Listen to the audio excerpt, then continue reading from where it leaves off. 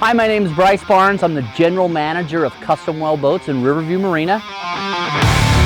We're located in Lewiston, Idaho. This is the jet boat capital of the world. We've been here since 1986. We've been building boats since 1987. You know, we've been building boats for a long time.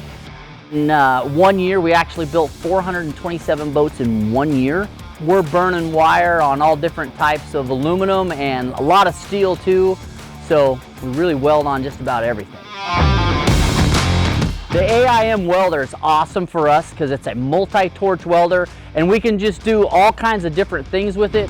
Sometimes the job, it takes me longer to move all the boats and get the boat to where I can get to a welder than it does to actually do the job. The job might only take me 5 minutes. So being able to push that welder out in the parking lot and weld on people's boats or their trailer frames or anything like that, it saved us a ton of time, helps us be more efficient, saves us money, and it saves the consumer money. If I can be faster at it, then in the end it will save money to the consumer, and that's where we're at.